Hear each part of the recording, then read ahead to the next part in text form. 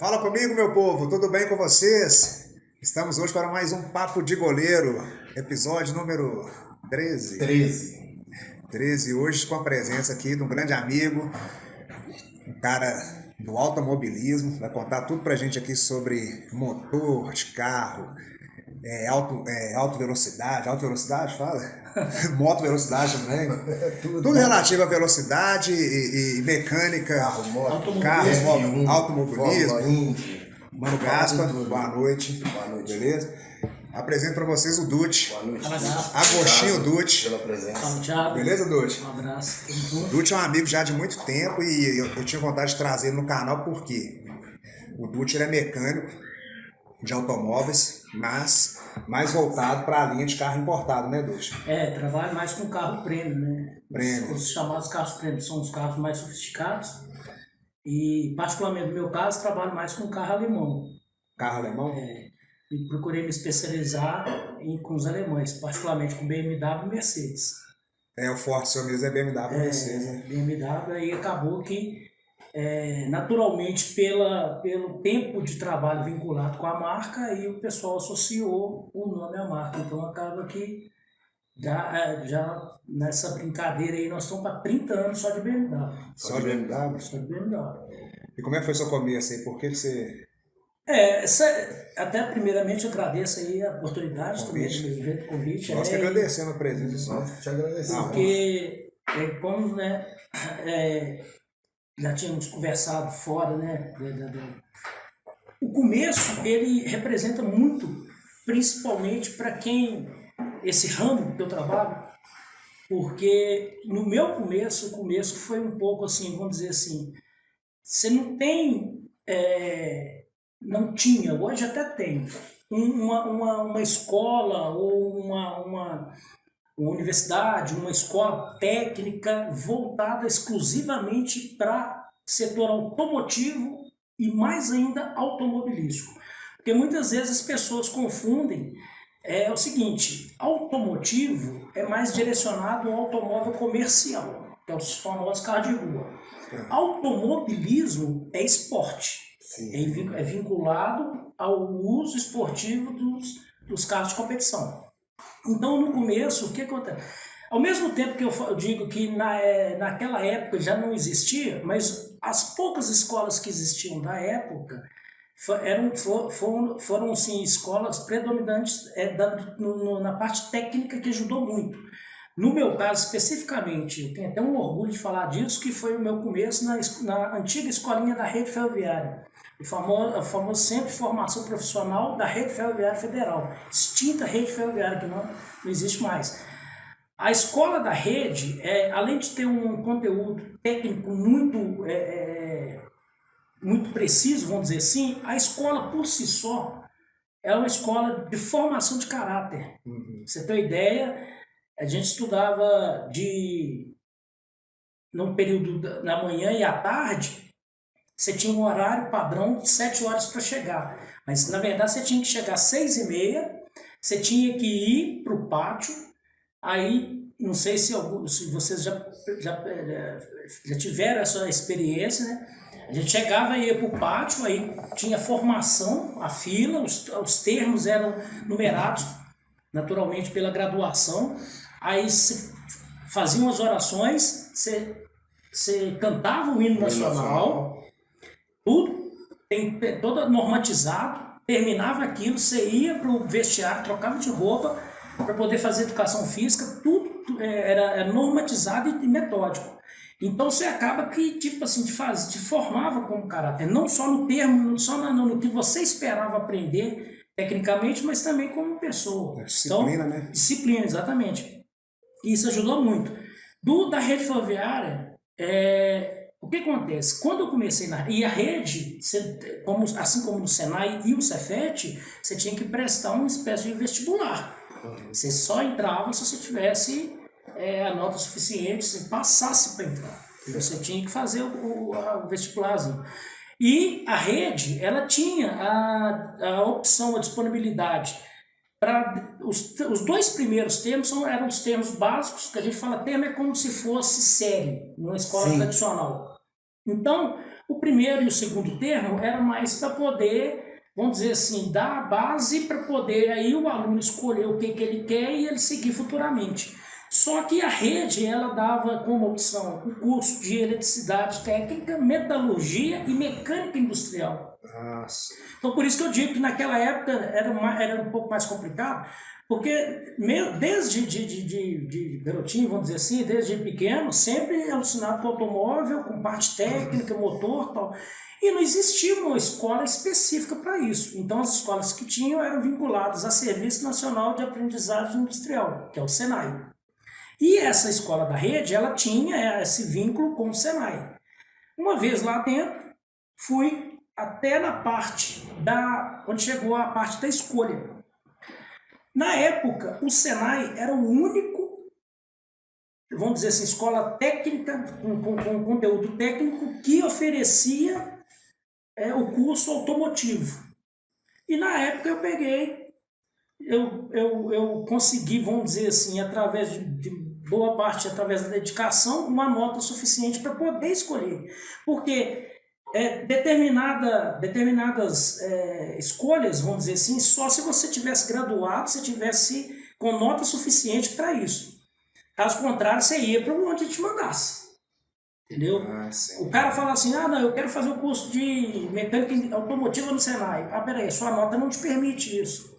Então o cara tinha que estudar pra caramba para ter poder ter o aval, opção de escolher. E eu, graças a Deus, estava nessa condição de poder escolher. E o diretor da escola, na época, de 6 em 6 meses, na mudança de termo, você tinha que fazer essa, vamos dizer assim, essa solicitação.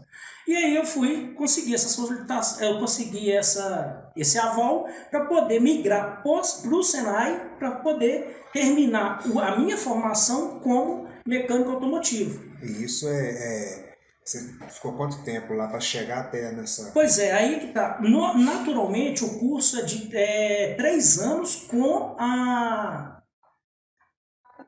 São 6 termos, né, dividido, 2 por ano. Sendo que quando você muda do segundo básico para o terceiro, você já tem essa opção. Vai depender naturalmente, como eu falei, da nota. Uma vez decidido, tudo acertadinho, aí faz a migração. Uma lembrança que eu acabei não falando, pela rede ferroviária, você é um aluno aprendiz, você entra como um estudante, mas você recebe remuneração. Você recebe mês salário mínimo de ajuda de custo. E você tem carteira assinada e você passa a ser um funcionário federal, pela rede ferroviária federal. Quando, no caso, igual foi o caso, da opção de não continuar mais na escolinha da rede e migrar para o Senai, você perde essa condição. Entendeu? Então você deixa de ter essa ajuda de custo. Aí, uma vez no Senai, é a mesma carga horária, manhã e tarde, mas sem essa bonificação, vamos dizer, essa ajuda de custo. Sem essa espécie de bolsa. Isso. E no Senai, você fica 100% o curso que você se destinou a fazer. Então, graças a Deus, eu agradeço muito, tenho assim, um orgulho muito grande de ter sido aluno do Senai, porque foi a base, esse começo, como eu mencionei, que me ajudou demais a entender como funcionava tudo e aí a determinar o que eu queria fazer. Então, pelo que eu entendi, quando você chegou no Senai e foi direto para o curso automotivo, né? Isso. Automotivo, igual você falou, que mexe com carro de rua. Com carro de rua, carro comercial. Você aprendeu, então, nessa época, a mexer com carro popular. Não é bem, não seria popular, porque naquela época não existia. Isso foi em 86, foi de 86 a 88. Não existia o termo popular, mas carros comerciais, e no caso, na época, o Senai, ele, se não fosse a ajuda das montadoras, o Senai por si só não dava conta de vamos dizer assim, de criar o curso propriamente. Então as montadoras mandavam os caras lá de dentro. As montadoras tinham os monitores internos dela, ela remanejava esses monitores que eram do grupo de assistência técnica. Por exemplo, uma montadora X, ela desenvolve o projeto de um automóvel. Quando, na fase de desenvolvimento desse automóvel, ela tem que preocupar com o serviço assistencial. O que é isso? Quem é que vai dar manutenção quando esse automóvel estiver no mercado? Sim. E aí existe o centro de formação assistencial de cada uma dessas montadoras. Elas eles deixavam a cargo desse centro assistencial quem iria para o Senai para passar essa, vamos dizer assim, atualização para os monitores do Senai. E acabava que era uma parceria. Por exemplo, teve uma época que tinha o curso de mecânico automotivo, por exemplo, da Fiat, da Volks, da GM, o cara especializar em diesel, entendeu? Eu, por exemplo, fiz especialização em diesel, porque a tecnologia do diesel naquela época era mais... Para mexer com motor a diesel. Para trabalhar com motor diesel. Mas não necessariamente para trabalhar com motor diesel, para conhecer o motor diesel e agregar informação. Porque a tecnologia diesel, ela... Tem muita diferença para a gasolina? Tem muita diferença. Ela assim, para não ser muito técnico, a tecnologia diesel sempre foi superior à da gasolina, porque a gente fala de motores a combustão. Só que motores a combustão, tanto gasolina como diesel, são a combustão. Só que o gasolina é o conhecido ciclo Otto, foi, né, desenvolvido, e curiosamente os dois por dois alemães. No caso, o Otto, né, me fugiu agora o nome o primeiro nome dele, que é o que deu nomeou esse ciclo Otto, e o diesel, Walter, não sei, Rudolf Diesel também.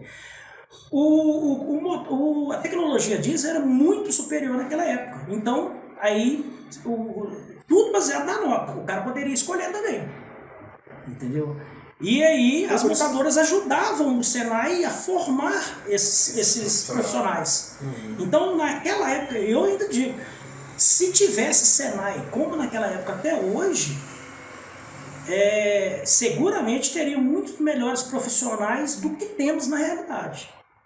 Porque hoje os caras estão meio que aprendendo na raça. Porque não tem a escola igual o Senai, ele existe ainda, mas não existe mais esse curso. Mas o basicão, né?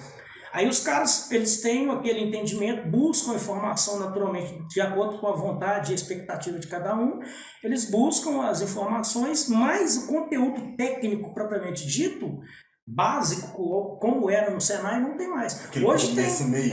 Hoje tem curso sim, mecatrônica na PUC, tem o curso de doutor, até o camarada que depois de um certo tempo ele faz engenharia mecânica, ele pode fazer uma especialização e até mesmo um doutorado em determinado segmento da mecânica, mesmo dentro ou fora do setor automotivo. Mas aquela escola de base mesmo, raiz mesmo, acabou. Que vocês viviam não existe mais. E é por isso que eu gosto sempre de falar desse começo, porque ele para mim foi fundamental. Foi. E na época aí eu estudei simultaneamente no Senai e no Cefet, que me agregou a carga semelhante, porque no Cefet é um curso técnico, entendeu? Ele já é a base, já é a entrada para um curso superior, a faculdade, um curso de engenharia, tanto é que o próprio Cefet tem a unidade de técnica e a unidade de engenharia, que é um pouco mais à frente ali, perto da Vila Oeste ali. E aí, eu consegui assim, organizar de forma que eu formei todos os cursos que eu estudei no mesmo ano. Você foi encaixando, né? Formei em 88, 89 eu fui trabalhar para o Grupo Fiat com garantia pós-venda. Você já saiu de lá empregado? Já era empregado, graças a Deus. Já fui direto para o Grupo Fiat. Trabalhei menos de 1 ano e meio para a Alfa Romeo, que estava em transição. Por quê? Porque foi num momento que no cenário político, foi na época do Collor. O Collor abriu importação. E eu me sinto privilegiado nesse quesito também, porque eu já peguei o começo de tudo. Pra você ter uma ideia, quando eu entrei para a Alfa Romeo, eu trabalhava numa concessionária que chamava Central Car. Até então do grupo, né, para não fazer uma propaganda aqui, mas do grupo da Localiza. E foi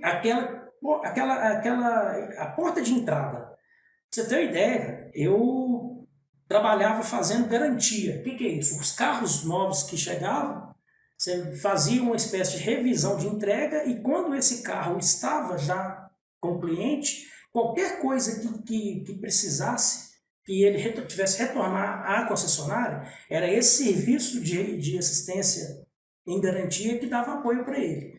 Para você ter uma ideia, eu, na época, Não existia igual tem hoje celular, tem essa facilidade de comunicação através da internet, computador, né? E eu ficava sempre conferindo. O jornal da época que bombava, o Estado de Minas, tinha um caderno de empregos, que era um livro. Toda mão eu ficava conferindo. Aí, rapaz, eu tinha um anúncio. Empresa, representante oficial da marca BMW está recrutando profissionais da área técnica para composição da rede de concessionários no Brasil. A sede em São Paulo e naquela época era Caixa Postal. Interessados em enviar currículo para a Caixa Postal, Paraná. Mandei meu currículo para lá. 3 meses depois eles me chamaram para fazer um teste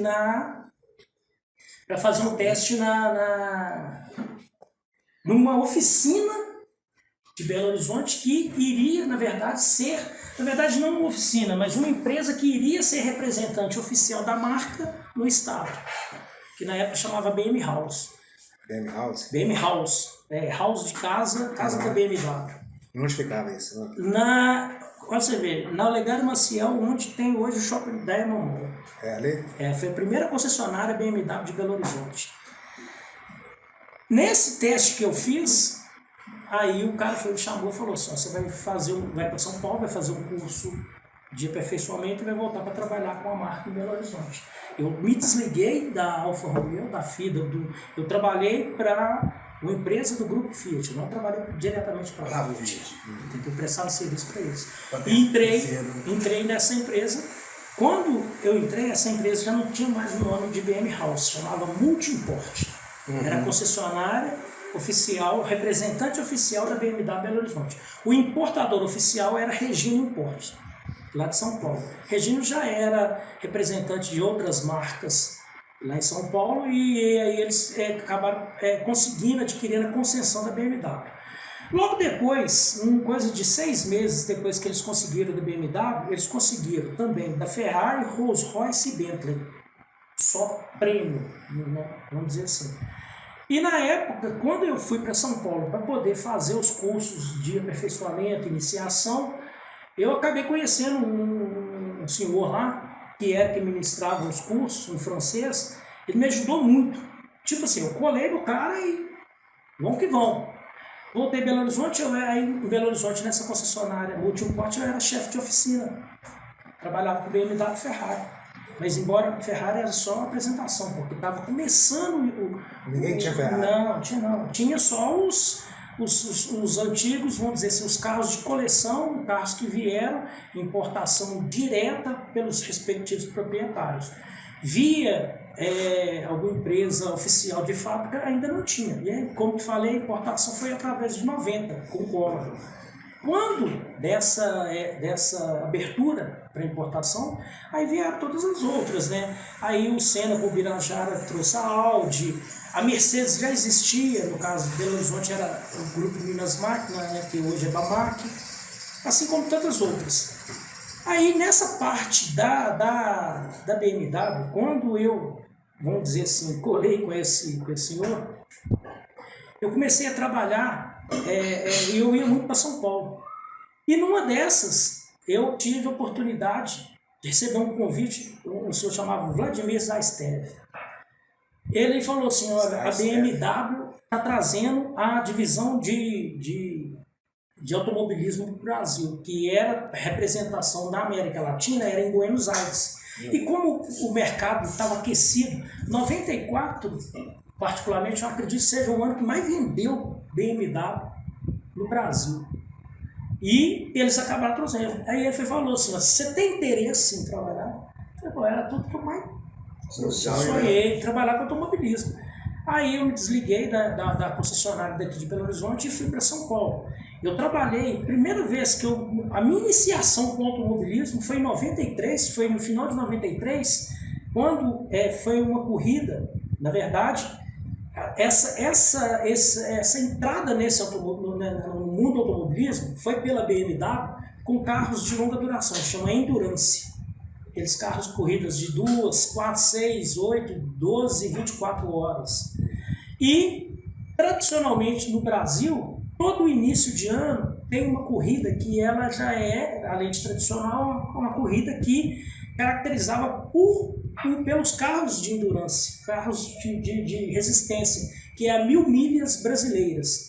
Então, a minha primeira corrida no automobilismo, ela existe, mas ela ficou alguns anos sem acontecer o evento por conta da organização.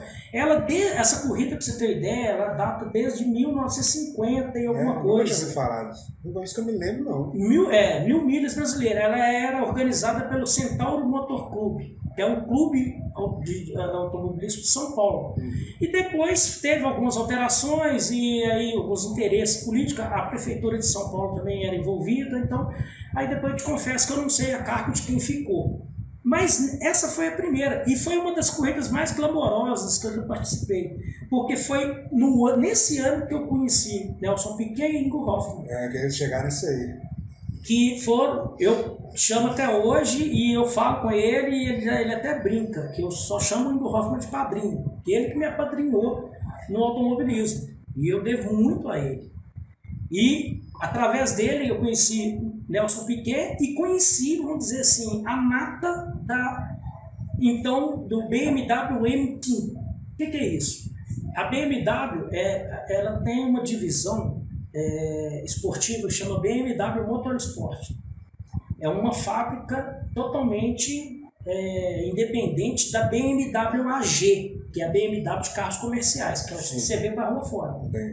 A BMW Motorsport, ela tem duas divisões dentro da Motorsport. Ela tem a M-Technique Automobiles, que é a que fabrica as versões esportivas M, e tem a divisão de competição, que é a Motorsport propriamente dita.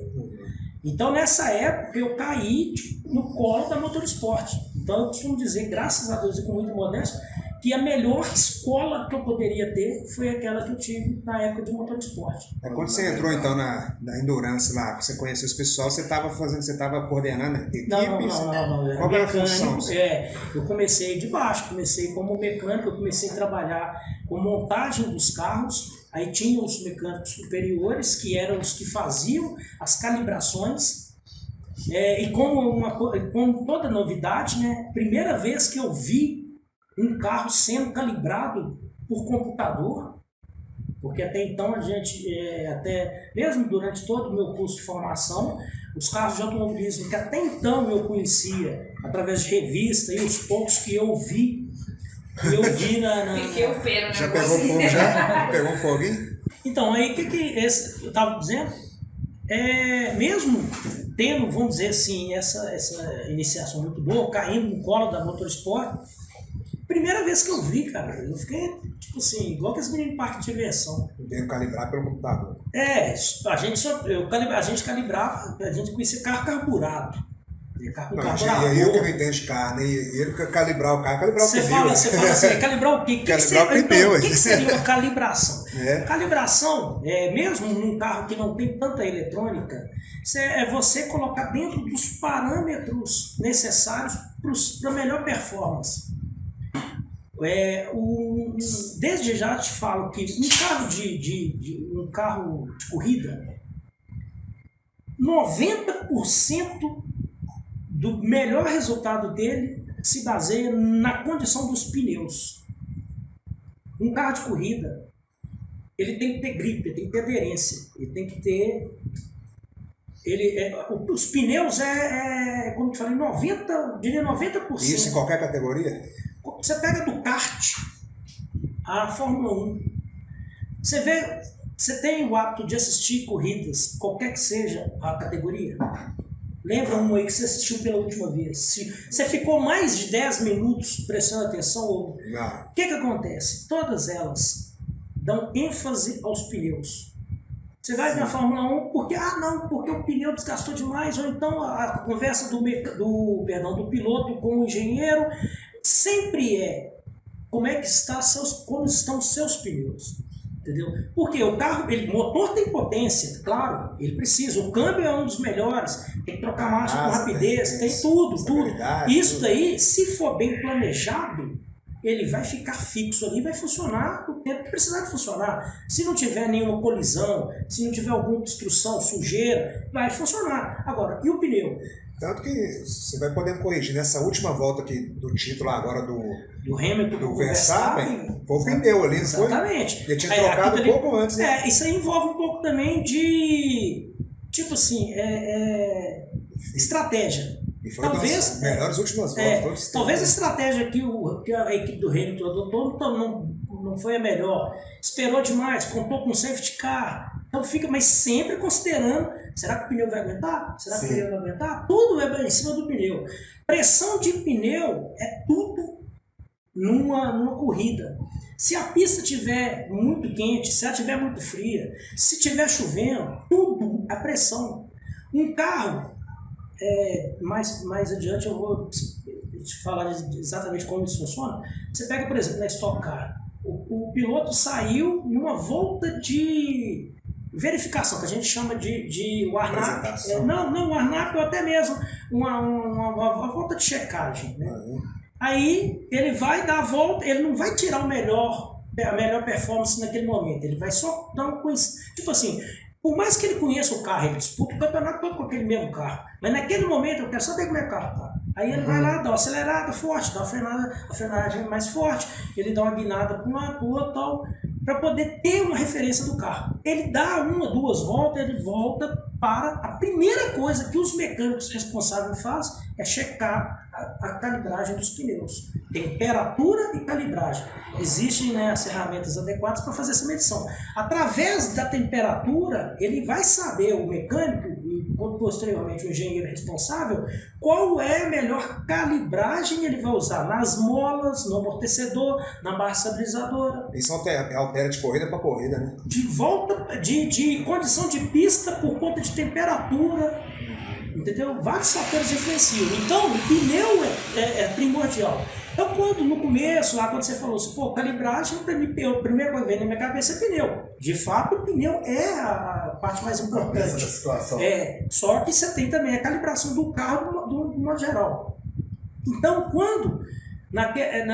antes da entrada da tecnologia embarcada, vamos dizer assim, né, onde envolve muita eletrônica, todas essas calibrações, motor, você tinha um motor carburador, é o que antecessor à injeção eletrônica. Você vai calibrar o motor com carburador, você tem que utilizar o carburador para a melhor potência disponível naquele motor, de acordo com as rotações que você vai usar. Ponto. Beleza, você tinha todo um procedimento para poder fazer isso. Colocava-se um motor no dinamômetro, que é o instrumento de medição de potência e torque, para buscar a melhor performance. Aí, era aquela referência que eu tinha. Chego na primeira corrida da minha vida, estou logo, com perdão da expressão, com os pica da BMW. Já parou de cara com Falei assim, já cheguei de cara, aí não, por mais que eu seja, né, porque ele está entre nós, graças a Deus, que eu seja fã dele, ele era referência de piloto. Porque o cara que trabalha com mecânica, que seja um mecânico de combustível, de pneu, até mesmo que monta o motor de um carro de corrida, ele tem, vamos dizer assim, os ídolos dele dentro da mecânica. Quando eu chego dentro do box, primeira pessoa que eu vejo, ele já passou dessa, já, como dizem. Ele é Paul Roche. É o papa da mecânica. Ele já faleceu. Foi ele que criou o motor BMW de 4 cilindros, 1.5, 1.500 cilindradas, de 1.000 cavalos, que o Nelson Piquet ganhou o título em 83. Na Fórmula 1. 81, o Piquet foi... desde 80, na verdade, a construção BMW é o M15, é o M15, M14 e M15, S14 e S15, perdão. Quando eu cheguei no lugar, que eu vi esse cara sentado numa cadeirinha, com um notebook desse tamanho assim, entendeu? Aí a tela, uns gráficos, aí um cabozinho conectado, Próximo do que seria num carro convencional, a descarga tinha uma tomada, um pluguezinho, aí conectado ali e tal. Nelson Piquet, dentro do carro, ele tinha um poder de concentração que era invejável. Ele dormiu dentro do cockpit, capacete, o carro no alto, os caras fazendo os ajustes sem as rodas. Tem os macacos hidráulicos que elevam o carro. O carro fica sustentado como se estivesse nos cavaletes, ele fica em cima do... Aí, os caras, ó, catraquinha, tal, e ele lá, puxando a paz. Esperando o carro ficar pronto para ele sair. Isso era volta de treino livre. Isso era qual competição que era? Da 1000 milhas. Da 1000 milhas. 94. E nisso, o Paul Roche lá no computador, tal. Passou um pouquinho, o camarada foi lá, de fora mesmo, assim, ligou toda a parte elétrica, ligou bomba de combustível, deu ok pro Paul Roche, ligou o motor do notebook. Pelo notebook? Pelo notebook. Que isso, velho? Tá, o motor todo quadrado. Ele pegou uma tipo aquelas folhas de papel, tem um nome, eu me fugiu o nome agora, tipo aquele... Cartolina? Não, tipo, você já viu aqueles papel compact? Aqueles papel transparente, tipo adesivo? Sim. Com o gráfico, ele colocou em cima, assim, o que seria o mouse é uma caneta. Aí a tela do computador, ela clona o gráfico que está na folha de plástico. Quando ele deu enter, do nada. Nunca tinha visto aquilo. Eu falei assim, o que é isso? Aí o Nelson acordou.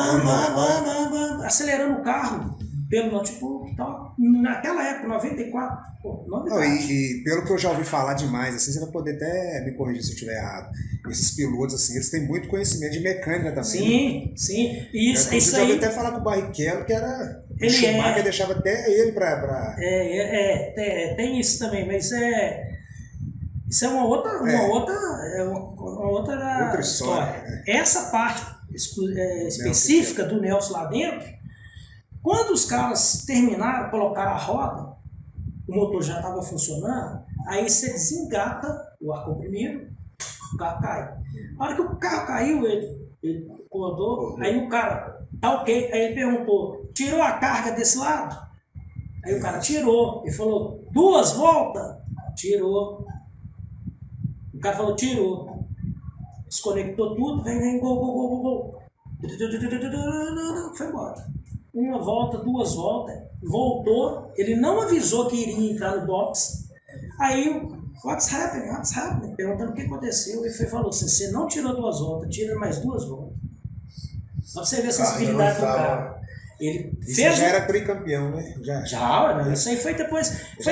E vamos uma outra coisa que tem que se lembrar. Foi logo depois do acidente que ele sofreu em Indianápolis. Em 93 ele sofreu um acidente fortíssimo em Indianápolis, machucou o pé, teve parte dos dedos, vamos dizer assim, amassado, né?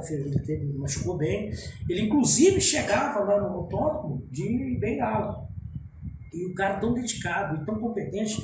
Depois desse ajuste, ele fez mais 2 voltas, na terceira volta ele fez a pole temporária.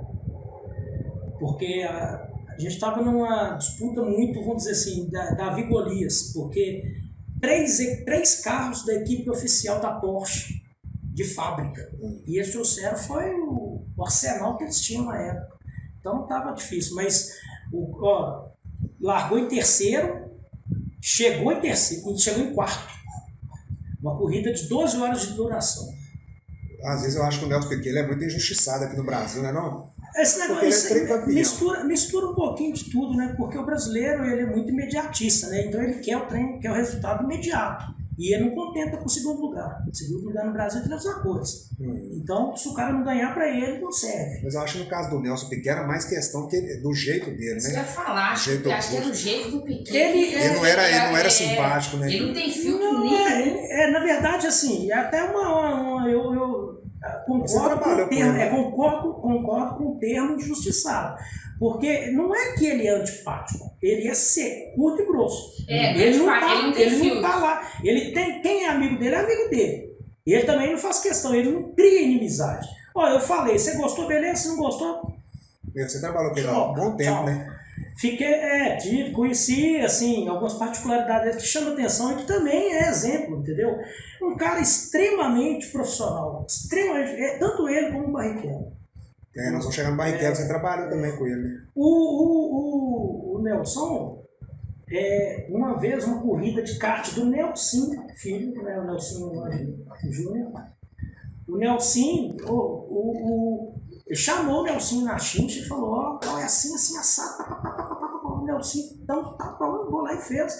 Bicho, deu 2 voltas lá e mandou pra caramba. Aí você fala assim, pô, o cara não é chato, não é... termo arrogante pode até ser, mas o cara, eu acho que ele tem até um direito de ser, porque ele buscou ser o melhor. É igual o Senna. Eu não tive a oportunidade de conhecer Senna. No ano que eu iria conhecer o Senna morreu. Você ia conhecer lá? Porque o único que não estava nessa corrida dos pilotos tops da Fórmula 1 daquela época era justamente ele. O resto estava tudo? Estava todo mundo Mansell, lá. cara, Prost. Não, o Barrichello, por exemplo, nessa corrida, ele já estava na Fórmula 1. O Barrichello correu pela Ford com o Ford Cosworth, o Escort Cosworth, que é um carro de rally que foi, vamos dizer assim, adaptado para essa corrida de longa duração. Raul Boesel correu com o Barrichello nesse carro, entendeu? O Christian Fittipaldi foi o campeão da corrida com o pai dele. Ele e o pai dele, o Wilson e o Christian. Entendeu? O cara que ficou em segundo lugar e o que ficou em terceiro é da mesma equipe, que é a da Conrad Motorsport. Eu tenho até uma história engraçada em relação a esse pessoal da Conrad. Depois que acabou a corrida toda, já na segunda-feira, desmontar box, montar caminhão para colocar as coisas para mandar para o aeroporto, para voltar para a Alemanha, aí nós fizemos uma espécie de... o que hoje é muito comum no automobilismo, que é um skatinho que você coloca debaixo das rodas para poder você levar o carro onde você quer. Tipo macaco. E aí tinha uma rampinha. E aí os carros que nós usamos lá foram 2 M3, BMW M3 GTR. Entendeu? E os carros de corrida são carros com centro de gravidade muito baixo. Por isso que eles são baixinhos pra caramba. Porque a massa suspensa, quanto mais próxima do chão, menos inclinação. Menos inclinação vai ter. Entendeu? Por isso que você vê esses carros com... Você tem a roda muito pequena e o pneu muito grande, toda a massa suspensa vai ficar dando ohana em cima do pneu. Aí se você diminui, aumenta a roda, diminui o pneu, você está trazendo essa massa para mais próxima do solo, do chão. Então ela vai ter menos oscilação, consequentemente ela vai ter mais estabilidade. Então o carro é muito baixo. Aí, tá vendo o tiozinho, bigodudo, ele veio, hey. Aí chegou assim, ele veio e falou assim, de quem que é isso? Eu falei, é nosso, tal. Eu nunca vi isso. Eu falei, você me empresta? Para colocar os carros dentro para poder... na entrada do box tinha, hoje não, hoje é tudo muito lisinho, hoje você nem sente que tem, tipo uma calha. Ele não, porque agarrou ali para levantar, para fazer um negócio rápido. Bicho, eu peguei e fiz tudo que eu estava fazendo, eu tinha feito, tirei, fui rapidinho, levantei e tal. Levantei pra ele, coloquei assim e tal. Aí os caras ainda brincou, foi falando assim, pô, você tá com o uniforme da BMW dentro do box da Porsche? Você me ajuda o outro aí. Não tem nada disso, não. Isso é futebol, rivalidade. Não existe isso não. O cara é meu adversário, ele não é meu inimigo. Sim. Entendeu? Aí, então, virei pra ele e falou, muito obrigado e tal. Aqui, você não tem interesse em trabalhar pra nós, não? Pra Porsche, não? Aí eu peguei e eu falei assim, pô, tô fiote dos fiotes, tô chegando aqui a primeira vez. Aí, o que seria o trabalho para Porsche? Não, faz o seguinte, me liga, me dê o cartão. Era o dono da bagaça toda, Franz Conrad. Sério? Quando eu cheguei com o cartãozinho, que eu cheguei lá dentro do box e falei com o meu superior, com o meu chefe, falei assim, ó, quem é esse senhor aqui? Você é doido? Você é o papa da Porsche. O cara tem sede, a equipe tem sede na Áustria, na França, na Inglaterra e na Alemanha. Depois eu assim, pô, logo de cara assim, por quê? Não é nem por questão de competência, que eu sou fera, técnico, não, nada não. Ele gostou, foi a forma porque foi tratado. Como foi tratado. Foi só a cara. cara virou e falou assim, ó, e eu depois mantive amizade com ele durante anos. Nunca fui em nenhuma das sedes das equipes dele. Depois eu reencontrei ele, conheci o Antônio Herma, que era uma espécie de sócio, amigo próximo dele. Foi onde também conheci André Lara Rezende, que não sei se você lembra, já dentro do lado da política, ele foi um conciliador da dívida externa brasileira, uma época, ele também era piloto. E aí, todos os pilotos que trabalhavam na Conrad, eu acabei conhecendo por conta do Sofrance. O que você acha desse piloto brasileiro que você já conhece? Você acompanha há muito tempo aí, quem que você acha que foi o melhor para você? Isso aí é polêmico, porque eu, como até por conta da idade, sempre fui muito fã do Senna, mas para mim, igual pequeno, não teve. Piquet, e depois, assim, por mais que como naquela hora que se falou do Barrichello, eu falei que o pessoal brasileiro ele é muito imediatista. Fizeram uma enquete, um site chama motorsport.com, fez uma enquete em relação aos pilotos brasileiros. O brasileiro foi o que mais desceu mais no Barrichello, cara. E o cara foi na Europa toda o mais votado. A visão que eu tenho do Barrichello, eu não sei se ele nasceu na época errada. Isso aí é meio sabe o que é isso? Porque ele também pegou a sombra do Senna, né? Não, até que não é nem do Senna. Depois que o Senna morreu, ele ficou jogado tudo pra ele. Eu não sei, apesar de a gente ter como é que fala assim, eu não acompanho, mas acaba que você vê, você tem informação natural, isso vem atrás de você. Eu diria que no caso do Barrichello, eu vejo que o fato dele ter sido contemporâneo do Schumacher é que podou ele. É mais ou menos igual o Messi e Cristiano Ronaldo. Que eu queria falar, que eu falo que a informação chega. Eu não acompanho futebol, mas acaba que a informação chega a você. O Messi foi quantas vezes melhor do mundo? O Cristiano Ronaldo talvez não devesse nada a ele, mas por um cisquinho, perdeu. E não tem como voltar depois não, cara. Entendeu?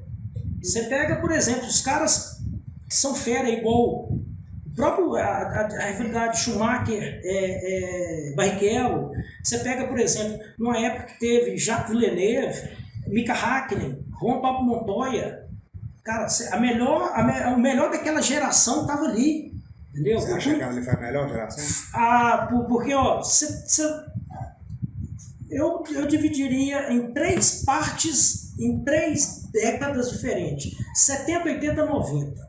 Aí depois essa de 2000, já que foi, por exemplo, porque na época que a Ferrari reestruturou toda a Corse, né, Esquadra Corse, que é a divisão de competição da Ferrari, para a Fórmula 1, quando ela falou assim, quem que é o melhor? Tirou o Jean Todt da Peugeot, que ele ganhou tudo com a Peugeot no off-road. Dakar, Rally, era o Jean Todt. Foi lá e buscou o Jean Todt. A quem que é o melhor estrategista? O cara fera, Ross Brown. Vão lá e pegou o mais. A quem que era o projetista top de fazer os carros? Aí tinha Rory Barney, tinha Jack Nicholson, Rory Barney fugiu o nome do outro. O Fera? Pega o Fera. Foram só montando um super time. Tá, nós já temos staff por trás para poder fazer o super time. Quem que é o piloto? O piloto do momento, porque na época que o Senna morreu, o Schumacher já estava cutucando. E ele foi campeão em 94, 95. Ele estava na Jordan, né? Não, ele estava na Benetton. Benetton. Aí ele foi... o cara é o Schumacher. Beleza. Mas peraí. Schumacher, ele passou todas as equipes por onde ele passou, ele teve um fiel escudeiro. Sim. Quem seria esse? Porque toda equipe, o Senna teve o Berger de fiel escudeiro durante muito tempo. Quando o Nelson Piquet correu pela Benetton também, o fiel escudeiro dele era o Pupo Moreno. Entendeu? Toda vez que você tem 2 fera na mesma equipe, dá BO. Igual foi pro Prost e Senna, Mansell e Piquet, entendeu? Cobra o ego, né? É cobra querendo engolir cobra. Se você não é igual. Porque depois disso, por isso que perdeu um pouco dessa F1 no raiz. Os caras já não são mais. Não tem mais a mesma pegada. Mas nesse lance aí de montar a Ferrari, montar o super time, eles fizeram dentro deles lá uma avaliação acreditando que o cara que deveria ser, vamos dizer assim, o segundo piloto para o Schumacher fosse o Ed Irvine. Por quê? Porque na época, na Jordan, era Rubens Barrichello e Ed Irvine. E os carros da Jordan, naquele momento, tiravam números que os caras não acreditavam. Tirava tipo leite de pedra. Falou assim, pô, peraí, com o recurso que eles têm, com o aparelho que eles têm, com o equipamento que eles têm. Pô, e os caras acreditavam que era o Ed Irvine. Aí levou o Ed Irvine para a Ferrari. 98, 99, fez nada. Aí os caras, nós trouxemos o cara errado, não era ele não, era o Barrichello. Colocou o Barrichello lá dentro, isso aí pode polemizar, pode falar que não é, que não deixa que o caramba claro. Acontece que contra números, contra fato, não tem argumento. O cara chegou e colocou, mostrou para aqui veio e colocou os carros para andar. Porque aí entra naquilo que você falou aquela hora. Poxa, fiquei sabendo, né? É dito que o Barrichello é que fazia os acertos dos carros. E de fato ele tinha facilidade de comunicação com os engenheiros. O cara de quebra chegou na Ferrari falando inglês, o italiano nato. O cara desembolava tudo. Entendeu? Schumacher era travadão. Embora. E ele entendia bem de mecânica, né? De tudo. Entendeu? Um cara que. Ele fez a parte dele, a Ferrari foi seguidamente 4 vezes campeã, entendeu? Quando não era, foi campeão de piloto, quando não era de piloto, era de construtores. Então, ele trouxe um legado para a Ferrari nessa época de 2000.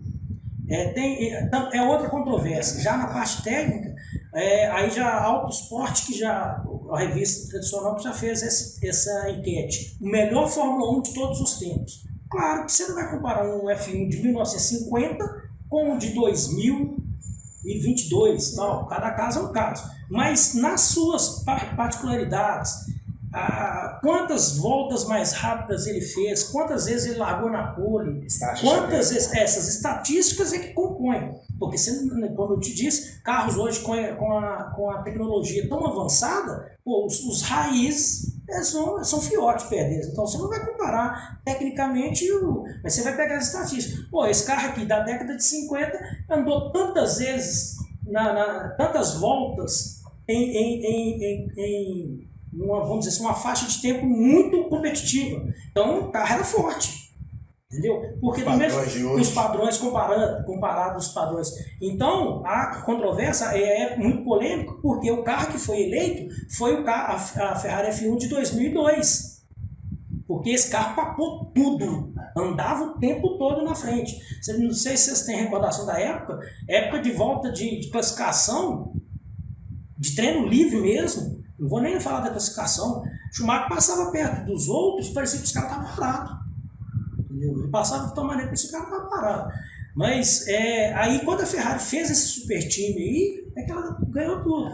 E tudo, como todo esporte de modo geral, tem a fase, né?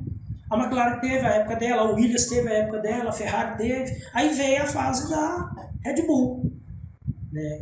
Que veio com o Sebastian Vettel e agora está aparentemente retornando com o Verstappen. Entendeu? Teve com a Mercedes com o Hamilton. Né? Mas igual esse super. Agora o Hamilton vai pegar, não pensa ele que ele vai ter ele vai nadar de braçada igual ele vem sendo nadando, não. Porque o Russell aí não vai deixar a parada. Mas igual esse super time da Ferrari que tinha o Schumacher e o Barrichello. No caso, muitas das vezes também ele foi obrigado a obedecer ordens, não? Sim, porque era força de contrato. Isso, teve que tirar o pé. Eu acredito que teve corrida que era para ele ter ganhado. Ele chegou não, teve até, virou uma chacota mundial. A corrida da Alemanha. Talvez até por isso, mesmo que o brasileiro pega muito no pé dele. Como é que ele chama? o narrador da Globo lá, o Galvão? Não, o outro, o Kleber Machado. Hoje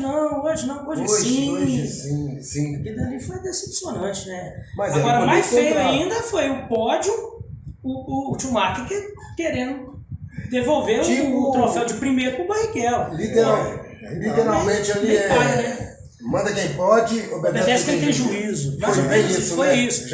Isso aí já aconteceu em outras equipes. Isso aí sempre aconteceu. Agora faltou um pouquinho, assim, até eu brother meu, eu guardei pra caramba, mas eu acho que faltou um pouquinho de fundo. Do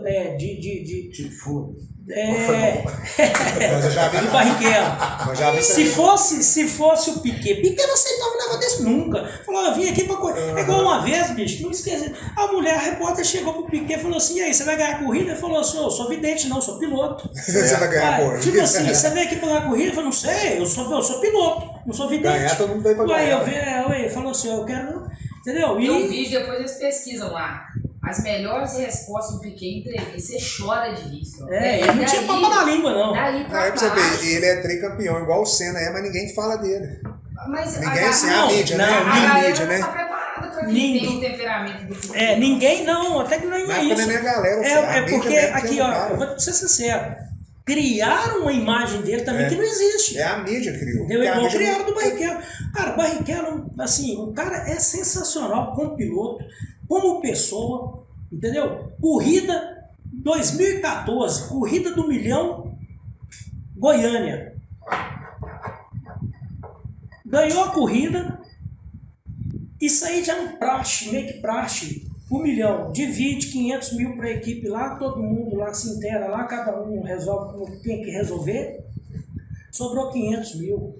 Virou, ele ajudou na construção de hospital de câncer lá em Salvador e, salvo engano, em Campinas também. Sim. Entendeu? O cara, ele tem, naturalmente, precisa também dos recursos financeiros, independente se é milionário ou se não é. O cara trabalha para isso, entendeu? Agora, quem faz o que gosta, tendenciosamente faz bem feito. E quando se faz bem feito, tem lucros com isso. Então essa parte aí é inegável. E ele é um cara extremamente generoso e caridoso. Entendeu? Mas aí por conta de... não vai misturar isso, né, naturalmente com o lado piloto. Mas o cara, como piloto, é sangue no sonho, cara. Tanto é que ele está aí próximo dos 50 anos, extremamente competitivo. Entendeu? Ele é um cara que, se você vai brincar com ele no kart, ele quer ganhar você. Ele, quando ele treina com os filhos dele, os meninos também são peça raríssima. O Dudu e o Fefo. O Dudu, eu tenho até no gravado, até eu comentei com ele uma vez, eu acho que ele não deve nem lembrar disso. Numa das corridas lá em Interlagos, eu lembro os meninos novinhos, cara. Ele estreou na Stock Car em 2012, pela Full Time, e ele está na Full Time até hoje. A minha iniciação na Stock Car foi pela Full Time, em 2006. Eu cheguei a fazer umas corridas freelancers com o Eduardo Bassani, com o Raul Boesel, fiz com o Chico Serra, com o Washington Bezerra, que foram assim, mas predominantemente fiquei mais tempo, vamos dizer assim, vinculado, ligado à full time do Maurício Ferreira, do Malmol. E o Barrichello, ele sempre teve um vínculo, vamos dizer assim, tanto amigável como profissional com o Maurício, que é o dono da equipe. Então ele optou por começar por se vincular na Stock Car através da full time do Maurício, e está até hoje, entendeu? E na época, uma dessas corridas em Interlagos, eu lembro dos meninos pequenininhos, os meninos novinhos e tal, já dentro do carro, aí até filmei e tal, falei, ó, a filmagem está comigo no meu telefone, depois eu te repasso. Acabou que depois não passei, ficou aí e tal, mas tá guardado.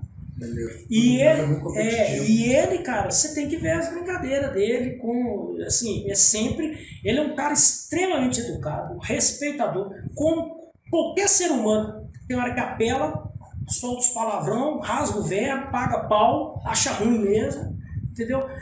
É uma história em Curvelo, corrida de Curvelo. O carro estava falhando, não estava muito legal. Aí a turma lá, Claudinho, o Ferrugem, melhor trocar de uma vez, enquanto tá no armário e tal, não sei o quê. Aí eu estava do lado assim, aí uma senhora chegou e falou assim: ô moço, meu filho, nós viemos lá de Patinga, meu filho corre de kart lá em Patinga e tal. Será que consegue um autógrafo do Barrichello no macacão do meu filho? Eu falei, só um minutinho, porque o bicho tá pegando. Conversar com ele aqui, eu vou falar. Eu falei com ele, falei, Barrica, a senhora tal, ele falou assim, não, agora eu tô agarrado, não posso tal. A mulher escutou e ficou meio assim, pô, tal. Aí, bicho, ele foi lá, resolveu o que tinha que resolver, porque senão ele ia até esquecer. Ele voltou e falou assim, cadê a mulher do menino, cadê o menino do macacão? A mulher já estava lá na frente. Ele foi lá atrás da mulher. Ó, tal, desculpa, ambiente corrido. Não, tudo bem, tal, seu Robinho. Todo mundo de fotógrafo. Entendeu? Ele virou, foi. Ó, cadê? Chegou, vem cá. Senta aqui, ó, você vai assistir a corrida aqui dentro. Colocou o menino para assistir a corrida dentro do box. Verdade, né? Aquela hora ali ele estava no calor. Ele estava no calor do negócio. Ele falou assim: não, peraí, foi lá tal. Quantas vezes ele chegava e falava assim: não, você vai ficar aqui. Tem uma menina que é do fã-clube dele, menina excepcional, gente boníssima. Ela, toda vez, cara, ela chama ele de Rubito. Bicho, você tem que ver, falta carregar água pra menina. Todo mundo, esse cara é isso, esse cara é outro. Não tem nada disso. Mas assim, eu ainda falo, velho, como piloto e como pessoa, não tenho o que reclamar. Agora, o brasileiro ele cobra muito, né, cara? Olha pra você ver. Depois que o Massa saiu, cadê o Massa? O Massa é o presidente da divisão, vamos dizer assim, para entendimento geral, como é que eu vou colocar assim? É o presidente para todos os assuntos relacionados ao kart internacional. Ele é o presidente do kartismo pela FIA, Federação Internacional de Automobilismo. Ele é muito conceituado na Europa dentro da própria FIA. Ele também está buscando, vamos dizer assim, backstage, vamos dizer assim, trabalhar por trás das câmeras. Ele corre também na Stock Car. Você vê que não é que ele é menos ou mais, é um puta piloto também. Aliás, qualquer piloto que chega na Fórmula 1, o cara tem que ser muito bom. Tem que ser muito bom. Igual chegou lá o cara lá da China agora, lá que vai correr na Alfa Romeo. Cara, a China vem de uma crescente aí, porque tudo é China. Ah, se veio da China, tá com dinheiro. Tá com dinheiro sim, porque sem dinheiro também não entra não. Entendeu? Você vê, ó, o Sérgio Câmara, 7 câmera, teve algumas oportunidades, mas por conta de falta de verba não conseguiu. Assim como ele e vários outros. Tem o Drogovic aí, que é a esperança nossa aí, que tá correndo de F2. Se eu te perguntar, tem um brasileiro que tá destacando agora, é esse aí? Tem ele, mas tem que ver o seguinte, muito dessa, às vezes, infelizmente, no cenário atual, só competência não adianta. Não adianta. E o sobrinho do Senna? Ele tá mais, eu diria que ele é um gentleman driver. O que é isso? É um piloto fera para corridas ocasionais. Ele não é competitivo, não estou aqui queimando o cara, não, longe disso. Mas ele corre, por exemplo, de uma categoria que chama LMP2, que são as corridas de endurance, aquelas dos carros. Senna, né? Bruno Senna, corridas de longa duração, carros de endurance são aqueles que disputam corridas com mais de 2 horas ininterruptas, 4 horas ininterruptas, então assim por diante. E nesse quesito, ele é como é que eu vou te explicar? Para essa categoria, para esse sistema, ele é um piloto que agrada as equipes. Sim. Ele não destrói o carro, ele não tira o máximo que o carro, a máquina tem, mas ele faz o feijão com arroz do jeito que eles pedem para ele fazer. Então, essa classificação... exibição dele. Não é exibição, é corrida mesmo, sangue nos olhos, só que é o seguinte, essas corridas, normalmente, elas têm 4 pilotos por carro. Os caras pegam o mais veloz, o mais rápido, o mais técnico, o mais constante, o mais conservador. Se você conseguir todas essas isso tudo num mesmo piloto, beleza. Se você conseguir mais ainda 4 com a mesma característica, com essas características, aí você tem equipe de ponta. Por isso que você vê, a Toyota domina essas corridas de longa duração. A Audi dominou muitos anos, André Lotter e a turminha dele lá da Alemanha lá. Agora, fala de piloto brasileiro que já passou pela Fórmula 1.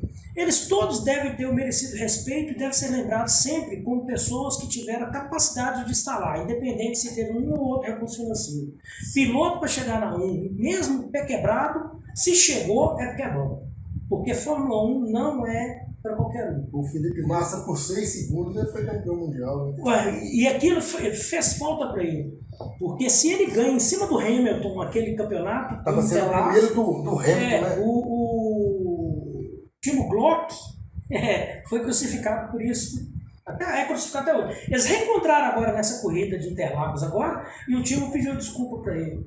Porque o Timo travou ele e o Hamilton conseguiu chegar, salvo engano, em 5º lugar. Que era o que dava para ele a condição de campeão. Ele tinha que chegar em 6º pro Massa ser campeão. Chegou chegou em 5º. Porque o time tirou o pé. Mas tem muito disso. Agora, falar assim, poxa, naquilo que a gente estava conversando, piloto brasileiro é injustiçado. Tony Kanaan também se chegou Tony Kanaan já vi contando a história que ele na casa do Senna, o Senna tinha uma pista lá de kart, na casa dele. Aí o Senna viu ele andando e falou que ele era muito bom.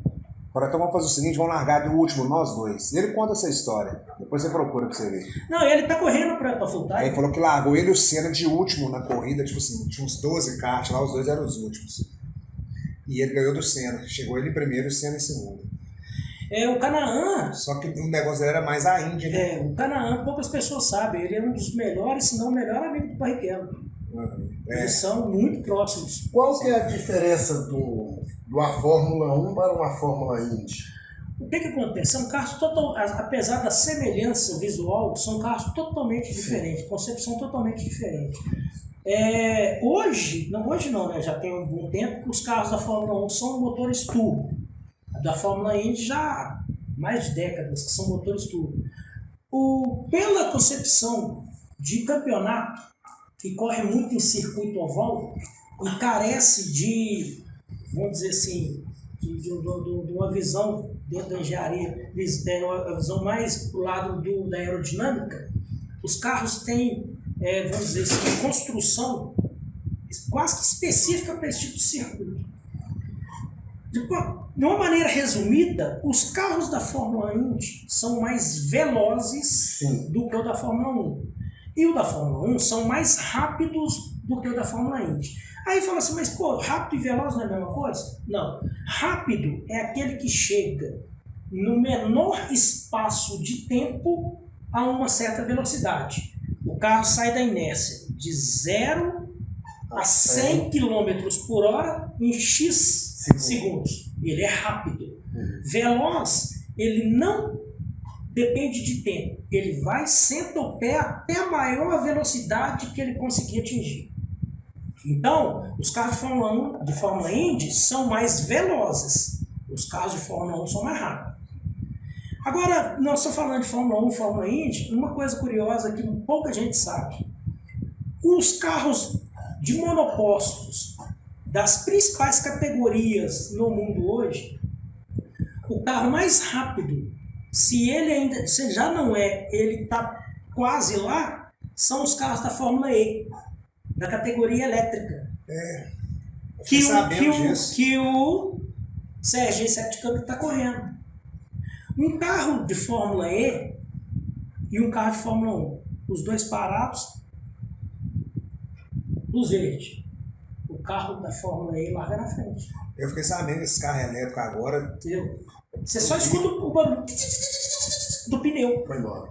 Não faz barulho. Diz que o ruim é isso, não tem aquele charme, né, do barulho do motor.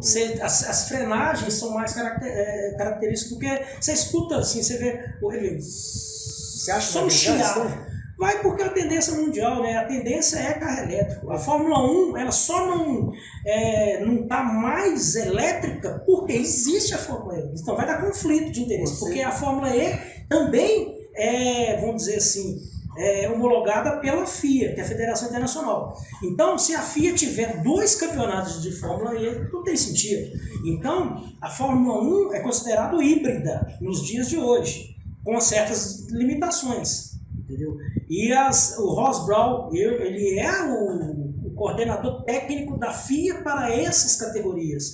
Então, ele, como bom entendedor, ele está fazendo, vamos dizer assim, está pesando da forma correta para não ficar muito parecido, não ter similar, não ficar similar no que diz respeito à parte elétrica dos carros. A Fórmula 1 tem um motor V6 1.5, tá? Vai mudar agora a cilindrada dele, mas é um motor a combustão com captação de energia cinética, que é o CARS. Então ele é híbrido. E ele ainda tem algumas funções, vamos dizer assim, híbridas, coisa que a E não tem de nada. Então por isso que ele tira esse vínculo, vamos dizer assim, de E. Mas falando, a gente estava na comparação. Se você pegar um Indy, o Fórmula E e o Fórmula 1, o Fórmula E larga na frente. Depois de um certo tempo a Fórmula 1 passa. Depois se não tem preocupação com o tempo, aí a Indy vai longe. E outra coisa, os carros de Fórmula 1 são carros, todas as categorias, ela tem naturalmente um regulamento desse ano, esse ano agora 2022, talvez vai ser um dos mais competitivos desde a década de Senna, Prost, Mansell, Piquet. Que chegou a ficar ruim uma certa época, né? Eles estavam, a parte técnica estava tão exacerbada, com muita eletrônica, o cara não estava pilotando, é como se fosse um coelho, ele estava ali num computador. Tipo piloto automático. A máquina que estava fazendo tudo. E outra coisa, aí é o seguinte, chegou num ponto, cara, que os carros de Fórmula 1 tinham um peso mínimo de 580 kg, 590 kg. Se você pegar assim, ó, você pega de um lado, você pega do outro, você levanta o carro, sai andando, sai carregando ele. Hoje normalmente entendeu? Tá com peso. Hoje foi para 700 e... não vou precisar que agora não. 700 e alguma coisa, 60, 50, alguma coisa assim. Só que é o seguinte, o que isso tem a ver? Onde que isso aí ajuda? Isso aí vai diminuir os custos de fabricação.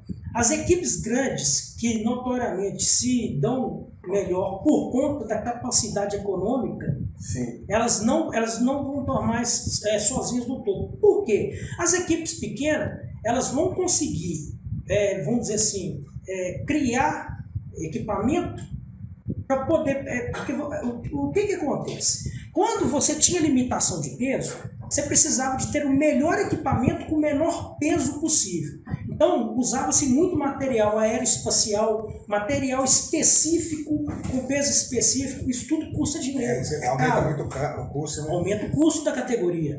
Aquelas equipes pequenas, as nanicas, vamos dizer assim, eles não tinham esse recurso financeiro para poder investir o mesmo que as grandes investiam. Então, era exacerbado. Os grandes davam 2 voltas nas pequenas. Aí chegou a perder a graça. Chegou a perder a graça. Aí o que os caras fizeram? O que os caras fizeram? Então vamos fazer assim, ó, vão equalizar essa parada aí. Vão aumentar o peso para quê? Para que você possa usar um material que não seja tão caro, mas que tenha a mesma eficiência, ou pelo menos parecida. Então você facilita a vida das pequenas, das médias para as pequenas. A Williams veio de uma a Williams foi representativa 70, 80, 90 e veio uma decadência que deu até dó. Igual você falou, entendeu? Que... Ele precisou de passou na mão de 3 investidores, pororô, e aí agora, né, perdemos o Frank Williams. Então, se não tiver uma remodelação, uma reestruturação de quem homologa, que é o caso da FIA, vai virar a mesma mesmice de sempre, entendeu? Porque desde a época de McLaren, foi quando Senna não é nem McLaren, vou colocar a própria Williams, quando em 92 Nigel Mansell e Alan Prost tinham os FW15, agora não lembro da nomenclatura, que os carros tinham suspensão pneumática, tinha controle de tração, ABS inteligente, blá blá. O carro sozinho, o carro fazia os controles de tudo. Aí aquilo dali ninguém mais tinha, era só eles. Entendeu? Aí passado o tempo, foi normatizando, foi buscando equalizar, aí deu aquela melhorada, aí depois veio a época de Schumacher, Ferrari, Barrichello, tal, que voava, depois, aí, não, tá ficando mesmice, só o hino da Alemanha tocando todo domingo, vamos dar uma melhorada nisso daí. Depois veio as Red Bull, então isso tudo é uma fase, toda hora vai aparecer alguém que vai conseguir tirar um coelho da cartola que ninguém tem. Mas a ideia deles é deixar mais igual. Mas a ideia é tentar sincronizar, né, tentar igualar, para poder não ter essa discrepância toda. Então, eu acredito que esse ano agora, no caso específico da Fórmula 1, vai ser uma Fórmula 1 mais competitiva por conta dessas mudanças. Seria melhor mesmo, né? Porque o cara tem mais talento. E dessas mudanças também, hoje já, eu agradei demais do Russell na Mercedes para poder colocar freio no Hamilton, né? Porque né, como é que eu vou falar? O escolhido, né? O queridinho da casa, né, da Mercedes, já não está mais sozinho.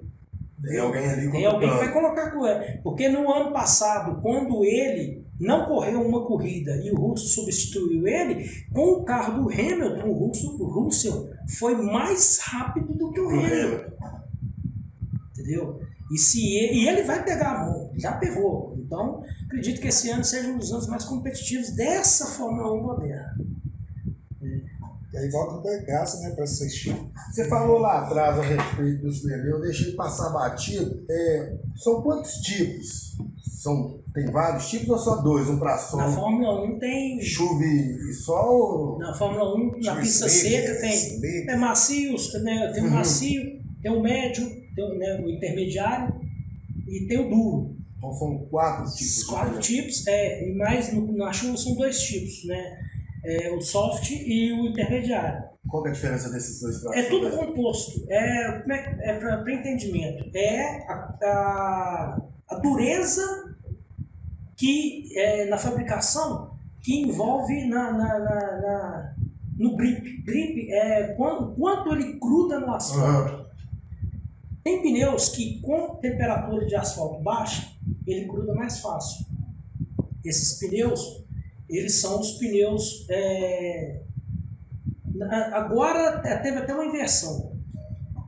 Quando a pista está muito quente, normalmente os pneus macios deterioram mais. Aí você usa um pneu um pouco mais duro ou intermediário. E quando está muito frio, você pega o mais macio. Por quê? Porque ele precisa de um tempo para aquecer. Entendeu? Então, por isso que existem as diferenças. Isso na Fórmula 1. Por exemplo, na Stock Car, você não tem diferença. Tudo igual para todo mundo. O slick é slick e o de chuva é de chuva. Você viu lá na oficina o pneu de Stock como é que é?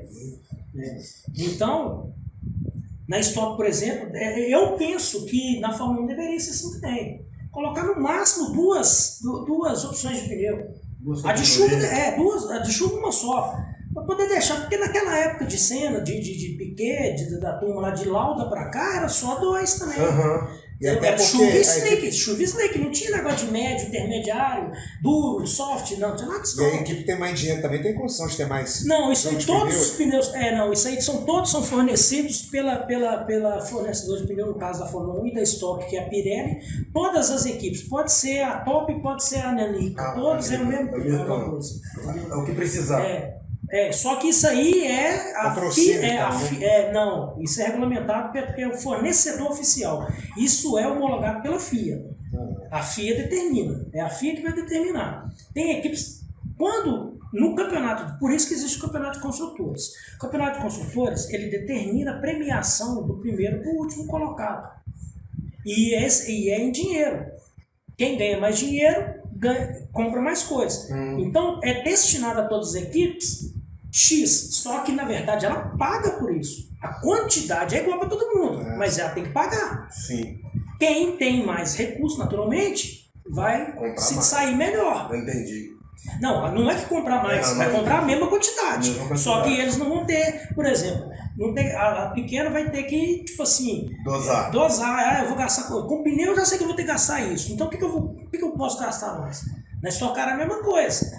Entendeu? O combustível é determinado pela empresa. No caso, quem organiza e faz a homologação é a Vicar, que é a empresa organizadora e promotora da Stock Car. Ela, junto da JL, que é dos Giafone, que são os construtores e os fornecedores de componentes dos carros, junto à CBA, que é a Confederação Brasileira de Automobilismo, os três é que fazem a Stock Car do jeito que ela é. Do mesmo jeito, tem o campeonato de construtoras da Stock. O primeiro colocado leva a grana maior, ele tem mais tranquilidade para poder administrar as finanças, diferente daquele que não recebe nada. Então tem que ser bem equalizado. Negócio falando de pneu, a Fórmula 1, com esse lance dos pneus, com essas opções de pneus, eu penso que ela também perde um pouco disso. Ao mesmo tempo que, por um lado, perde, por outro não, porque se faz uma escolha errada, igual nos casos do Hamilton, tem que voltar de novo para o box. Aí dá mais emoção nesse sentido. Ou então, não, nosso equipamento, nosso carro consegue ficar X voltas sem precisar de fazer substituição. Aí envolve o quê? Aquela parte de estratégia. Então também, isso, não pode negar que isso também dá mais entusiasmo, dá mais emoção. Mas se você parar também, colocar somente um tipo de pneu, você traz toda a igualdade para todo mundo. Isso é muito melhor. Né? Muito melhor. Você fala assim, então se você tem tanta confiança de que seu carro não vai consumir pneu, você não vai preocupar em trocar. Na Stock Car, por exemplo, acontece. Nós já teve corrida que não estava tendo desgaste, vamos dizer assim, exorbitante, e o patrão, vamos dizer assim, fala, não mexe. Só que a Stock tem uma norma, é obrigado a trocar. Mesmo que não precise. Tem que trocar. E isso cria competitividade. Entendeu? E às vezes eles colocam, não, vai ter que trocar 2. Aí você escolhe qual que você vai ter que trocar. Agora tem que trocar só um. Repara que em corridas de estoque, dependendo do traçado, troca só do lado direito, troca só traseiro do lado esquerdo. Raramente troca de pneus dianteiros, a não ser quando tem rodada dupla, onde é uma pista com uma Brasil. Ou então quando tem, por exemplo, o que acontece? Você vai curva para a esquerda, você vai apoiar todo do lado esquerdo, entendeu? Se for uma sucessão de curvas do lado esquerdo, naturalmente do lado esquerdo vai poder. Você vai trocar pneu, você vai trocar só no lado esquerdo. Entendeu? Você não tem obrigatoriedade de trocar os 4. Sim. Mas você é obrigado a trocar um durante a corrida. Isso traz emoção. E essa parte de ter um para todo mundo, deixa todo mundo igual. Né? Ambos os carros, tanto da Stock Eu acho até com quanto tempo bom Fórmula 1 também. e Fórmula Indy, você já pilotou algum desses carros? Nunca. Não, só de estoque que eu já entrei, funcionei, manobrei, mas não tem. Até porque é o seguinte, funcionário de equipe é proibido, não pode. Acontece depois que terminou a corrida, você entra dentro do carro desligado, aí todo piloto ele tem um mecânico principal. Sim.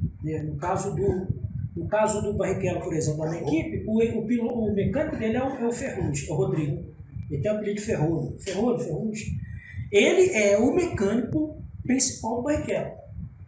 O Nelson, quando ele estava na equipe, era o Quino. O Canaã tem o Flavinho, Franco. E o Cacá Bueno? O que você acha? O Cacá é um cara assim, um cara muito bacana, nunca tive problema. Assim, Não, fala assim, ele muito bem. Não, ele já foi muito mais competitivo. Ele não tá mais com aquele sangue nos olhos. Não, já foi. O Cacá não tem só a carreira na Stock, não. O Cacá foi campeão sul-americano de superturismo.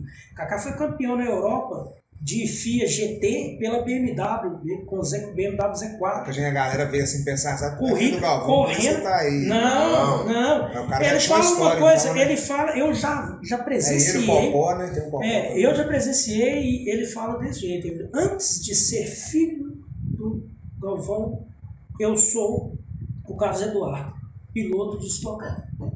Então, uma coisa é eu ser filho do Galvão, outra coisa é eu ser piloto de Stock Car. Ele já tinha história em outras categorias. Já, e ele já correu de kart, ele correu de Fórmula Chevrolet. O Popó correu de Fórmula Chevrolet pelo Meinha, quando eu trabalhei com o Maurício, da mesma full time na Fórmula Chevrolet. Quem eram os pilotos da nossa equipe eram o Luiz Mussi e o Fábio Carboni. Os pilotos do Meinha eram o Felipe Massa e o Popó.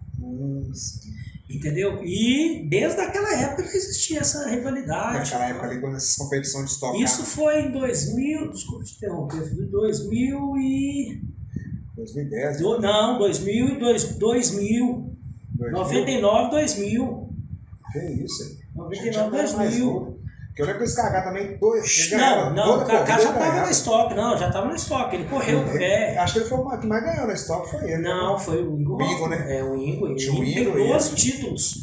O Ingo, o Chico até... O Ingo teve história na Fórmula 1? Teve, o Ingo... poucas pessoas sabem. O Ingo foi piloto oficial BMW durante muitos anos. O Ingo foi piloto principal da Copersucar, dos Fittipaldi. Entendeu? O Chico Serra também correu pela Copersucar. Entendeu? Se eu não me engano, eu não lembro se eu vou falar uma coisa que eu estou com a cabeça, às vezes precisa pegar no trampo. Eu não lembro se foi em Sync ou se foi a equipe que o Chico correu também correu na Fórmula 1. Então teve vários outros pilotos que tiveram pela Fórmula 1 que passaram, que depois que saíram da Fórmula 1 foram para Stock Car. Essa galera, a gente que não era tão ligado ao automobilismo, a gente foi conhecendo. Porque a Stock Car deu um boom no final de 2010 para cá. Acho que a Globo pegou ela mesmo para. Ela já foi. Tinha, ela era da Bandeirantes, depois foi para a Globo, voltou para Bandeirantes, entendeu? Mas uma observação em relação à transmissão quando era da Globo, é porque a Globo sempre fazia do jeito que eles queriam e não como a Stock Car precisava. Pra você ter uma ideia, quantas vezes o grid formado em Interlagos para transmissão ao vivo tinha que esperar terminar um determinado programa dentro do Esporte Espetacular para poder liberar a bandeirada para a corrida acontecer. E isso envolve o carro, que é aquilo que você está falando. Um monte de coisa, um monte de coisa, entendeu? Preparação. Mas aí é aquela história, né? É polêmico. Igual os caras têm que fazer hora no vestiário para esperar a novela acabar. Novela, tipo isso. A novela tem que acabar para começar o jogo. No futebol. Manda quem pode, né? Manda quem pode. Tudo isso, é contrato e tal. E muitas vezes estava tudo. E a Stock estava toda certinha com o horário corretíssimo. Quem atrasou foi lá. Mas tinha, porque precisava da divulgação, da distribuição de imagem. Entendeu? E como. Nós mesmo, eu não conheci Stock Car, foi conhecer essa. A Stock, a outra coisa também que há de ser dita, e também não pode esquecer, e dar a César o que é de César, como diz o ditado. Barrichello favoreceu demais a imagem da Stock Car. Sim. Às vezes eu falando assim, às vezes quem tá do outro lado vai pensar assim, pô, o cara como é que puxa saco Barrichello? Não, vamos ser franco. O cara favoreceu a imagem da Stock. Dentro da equipe, o cara tem lá a concepção dele e ele é profissional. Já foi campeão da Stock, já ganhou 2 vezes a corrida do milhão, entendeu? Tá sempre entre os 5 primeiros. Tem piloto que tá lá na Stock, lá já tem sabe-se lá quanto tempo, não rapa nada, mas também aquele negócio, eu não olho por esse lado da tipo assim, inferioridade ou superioridade simplesmente por ser quem é. Não, porque tem muito piloto bom que eu não sei se é azar, eu não sei o que acontece. O caso mais, eu diria até eloquente, é do Thiago Camilo, seu xará, o Thiago. É isso, o Thiago toda vez bate na trave, toda vez. Esse ano 2021, merecidíssimo Gabriel Casagrande. Quem que tava lá o tempo todo lá por fora? Thiago Camilo. Mas é o que? Era problema técnico sempre? Não, não diria isso, não. O cara às vezes é sorte mesmo que faltou. Eu não costumo olhar. O próprio Barrichello, naquela época lá, eu lembro que o Barrichello tinha umas corridas que ele tava voando, bicho. E sempre na hora H o carro dava um problema. Curvelo, só. Essa corrida de curvelo. Até meu irmão, eu tinha levado meu irmão, ele tava no box com a gente, o que você conheceu lá e tal. E até depois da corrida eu mostrei para ele. Ele falou assim: se eu não tivesse visto, eu não acreditava. No automobilismo, combustível, a gente não considera litro, você considera quilo. Né? É massa, entendeu? Eu preciso o regulamento me permite tantos quilos de combustível. Por quê? Porque padece da mesma coisa da Fórmula 1 lá no que diz respeito a peso mínimo. O carro tem que ter um peso mínimo. Você pode reparar que os pilotos são tudo saradão e a maioria deles baixinho, estatura de baixa para mediana para baixa. Raridade você ver um piloto alto, igual o Attila Abreu, o próprio Cacá Bueno, entendeu? Que são mais altos. Os pilotos, via de regra, são quase tudo 1,70 m, no máximo 75 m. Aqueles que despontam aí, eles padecem de uma ou outra regulagem calibrada específica para eles.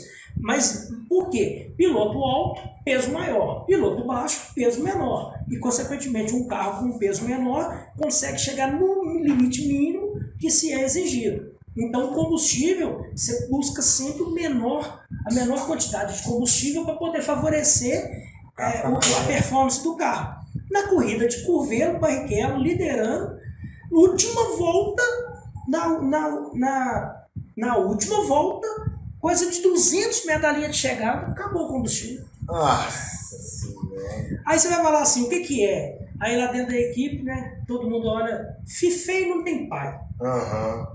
Quem que é o responsável? Não é. Fez os cálculos corretamente. Está tudo dentro do que se deveria ter sido feito de melhor para buscar performance. Ou ele acelerou demais em determinada reta ou em alguma ultrapassagem, usou um push que não... Pode ser isso também, né? Porque... Não, então é uma sucessão de coisas que favorecem. Mas aí, mano, o cara que tá lá na arquibancada, eu não quero saber. Esse cara é um pé de chinelo, esse é um Zé Ruela. Você pegar aquela entendeu? primeira volta lá que eles falam que foi a maior volta de todos os tempos do Senna, que ele saiu em quarto. Em Donington, 93. É isso, aí o Barrichello saiu em 12º, na primeira volta ele já estava em quarto. Foi? Isso E mesmo. aquela corrida estava arrebentando, tava o Você Senna. pega no YouTube aí, você vai ver Eu isso. assisti essas semanas. Ele, Prost, o Rio Isso. e o Barrichello. O Barrichello estava batendo um Schumacher. A lambada, cada um usa um termo dependendo da região. A lambada, ou que o Senna dá no Prost. Parece que o Prost está parado.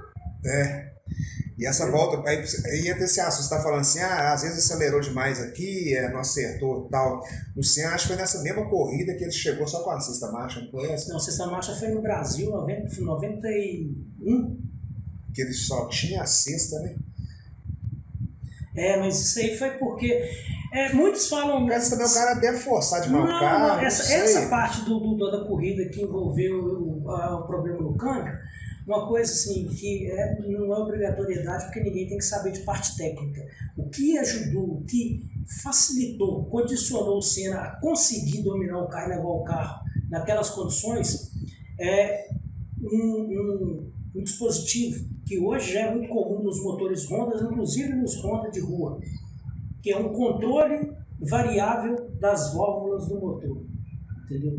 No carro de Fórmula 1 já existia tanto para admissão como escape. É muito comum isso hoje nos carros de rua, só do lado da admissão.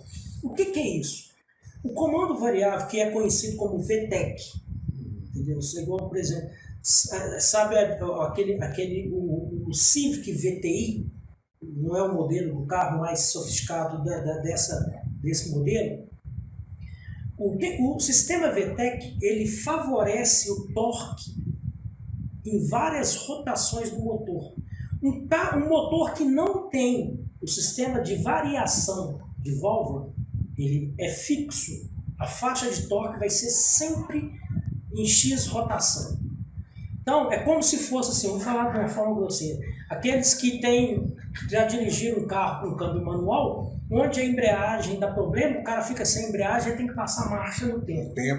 Aí o que acontece? Ele tem que acelerar na rotação certa onde a marcha vai encaixar. Entendeu? É como se fosse isso. Com o auxílio do VTEC, não precisa disso. Se ele acelera, então pode pular da primeira para a terceira, que ele vai manter a faixa de rotação, a faixa de torque dentro dessas mesmas rotações. Então você tem força para poder vencer. Se é um carro que não tem esse dispositivo, você tem que chegar e pôr giro para encaixar e... Quando ele chegar na curva, ele tem que diminuir. Você vai ter que tirar o pé, você vai ter que frear, porque uma vez que você conseguir o deslocamento, você vai tentar o máximo, a maior velocidade possível. Essa corrida chega e vai uma hora que você vai precisar de frear. E aí, como é que você vai fazer? Você vai ter que tirar toda a rotação de novo para poder introduzir as marchas, as respectivas marchas, para depois ganhar rotação de novo. Então, esse sistema ajudou. Então, os caras da parte técnica já tinha. O pessoal da parte técnica falou, se não fosse isso, muito provavelmente abandonado. Porque não ia. Entendeu? Porque o motor não ia. Porque determinada rotação de um motor desse, motor de Fórmula 1 hoje não, vamos colocar, já que a gente está falando desse da época, marcha lenta dele em torno de 1.500, 1.600 RPM. Gritando o tempo todo. Giro lá em cima. Você vai, dá giro, põe marcha, porque um Fórmula Chevrolet de 1.300 RPM de lenta, câmbio H para plataforma H. H é aquela que você põe igual o carro tradicional. Né? Sequencial é quando você põe tudo na mesma linha. Como os Fórmula Chevrolet, Fórmula Ford, Fórmula Chevrolet antigo, você tinha plataforma H, quando você cambiava, colocava a primeira, se você não desse giro e fizesse o controle correto, ele ia morrer. E para pegar, por causa da alta taxa de compressão desses motores de competição, se você não tiver o auxílio de um starter, tem que ter bateria e motor de arranque bom. Se o piloto em questão ali, por exemplo, se ele sair do box, por exemplo, para uma volta de classificação, um treino livre, tudo bem. Agora, uma vez que ele já está lá no grid, os motores, você reparou que quando no momento da largada, os giros, por isso que tem, né, o giro do motor, se ele não fizer a transição correta de rotação com o engate da marcha, morreu, já era. Cara, por isso naquelas largadas antigamente, o nego parava, né? Era isso? Aí o cara errando a marcha. Grosso modo. Por quê? Porque não teve. Aí hoje, né, hoje não, já há bastante tempo. Os carros pagavam, então era isso. Com a ajuda da eletrônica, né, aí tem a compensação, que é a famosa controle de largada, controle de tração. Não é nem tração nesses casos, é controle de largada, porque o carro moderno, os carros de competição moderna, ele tem controle de largada, controle de tração, controle de estabilidade e o controle dinâmico de potência do motor. Cada um desses tem uma unidade eletrônica responsável para monitorar e fazer o auxílio quando necessário. Então, por isso que, falando de Fórmula 1, chegou aquela mesmice de você ver uma corrida que o cara parece no videogame. Simulador, né? O braço do cara nem mexe. Como se fosse um simulador. Então, a Fórmula 1, o automobilismo raiz, é o que dá saudade. Quando o cara tava lá no sufoco, lá, a avó pela frente, saindo cheio de câmbio. distracionou, deu o contrário, pisou na grama, viu a avó pela greta, o cara passou. Porque quem compete sabe, se vacilou, já era. Você tá igual lá, a gente corre no kart lá, aí você vem numa boa, depois falando em kart, eu lembrei de uma história bacana aqui. Você vem, você está fazendo concentração, é tudo no kart. Evitar movimento brusco, acelerar. Eu não sou, apesar graças a Deus, ter até uma certa desenvoltura, eu não sou dos melhores pilotos, modéstia à parte. E eu reconheço que ainda tem muito que aprender nesse quesito. Mas eu tenho, por exemplo, né, o pessoal que a gente, eu tenho aqueles que... Você vai jogar bola, você tem que jogar com quem sabe jogar, pra você aprender. Você jogar bola com perneta, perna de pau, você vai ficar ruim igual ele. Então, se você for, você tem que ir no... Então, você vai, pega um cara bacana, pega ele como referência, você vai ver. Então, chega uma hora, cara, que você fala assim, pô, o trem é tão... adrenalina é tão bacana que você chega uma hora e você fala assim, eu tô sentindo que eu tô rápido. Porque de fato você percebe. Uma nota, um vacilo que você dá, você joga tudo pro alto. O cara passa na zebra, você vai lá atrás dele, tudo certinho. Uma pisada na grama, bom, você vê todo mundo passar na sua frente. Até você recuperar tudo de novo, você correr. Você não vai recuperar. Você vai continuar em último. Por quê? Porque, a não ser que algum deles erre também, você está fadado a chegar em último. Então, aquele dali, bicho, essa parte que é a parte emocionante.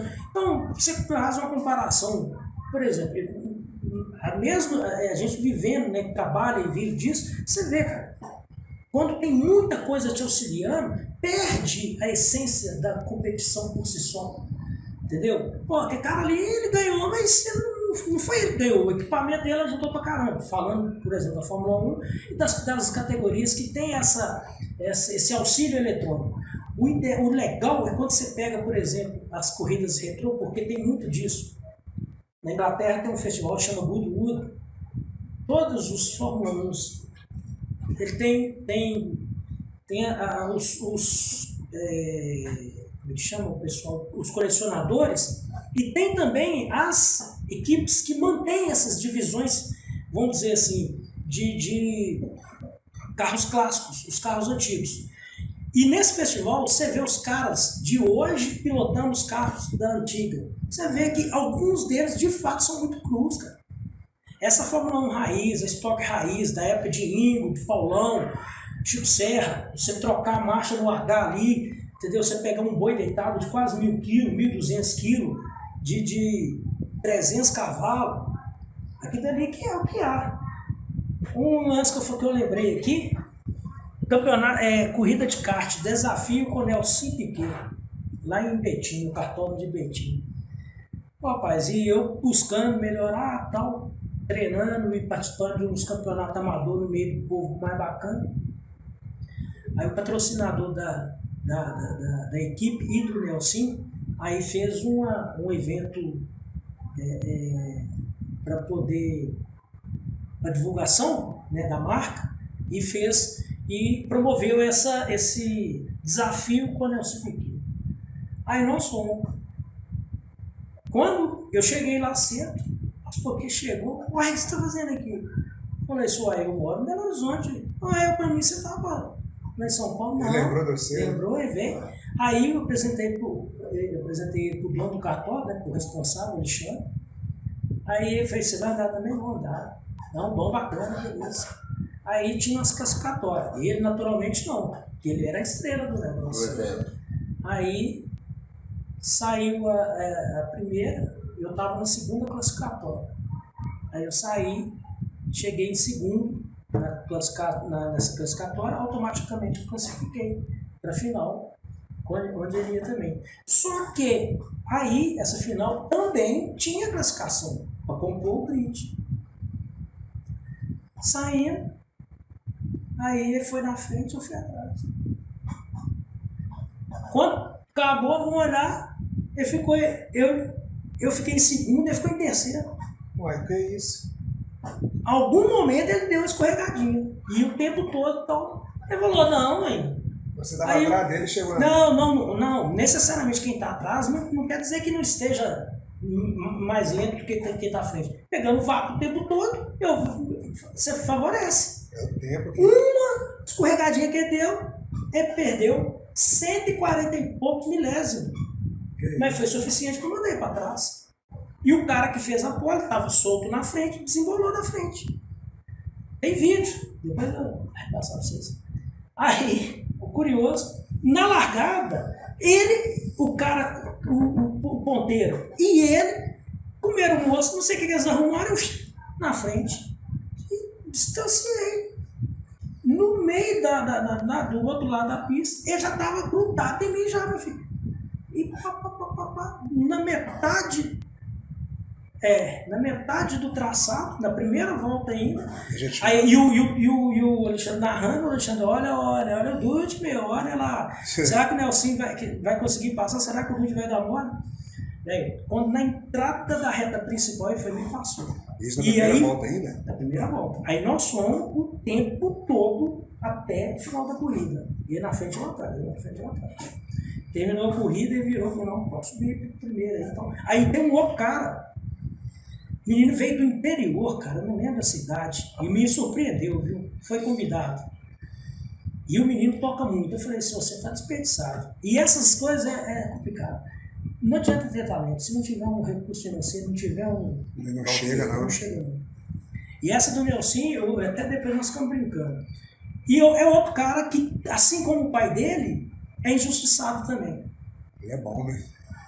Ele não é igual o pai dele. Sim. Ele teve as oportunidades dele. Ele errou feio lá na corrida lá do Singapura Gate. Para favorecer o Alonso. Ele foi na onda errada do Flávio Briatore e acabou dando uns pulos na água. Mas isso aí também é uma história mais longa, mais complicada também. Não, hoje já ouvi muita história bacana. Eu só fazer uma adenda em relação ao Nelsinho. Eu gosto de falar isso, cara, porque muitas pessoas não sabem que Os isso bastidores, existe. né? Cara, o Nelsinho, é duas coisas que ele faz.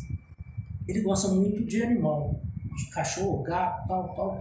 E ele tem uma espécie de um instituto, como se fosse uma ONG, que recolhe os animais, cuida, ele recolhe, ele consegue com os distribuidores ração, comida para isso, em várias partes do Brasil. Ah, que bacana, hein? E ele também arrecada donativo direto para ajudar no Nordeste.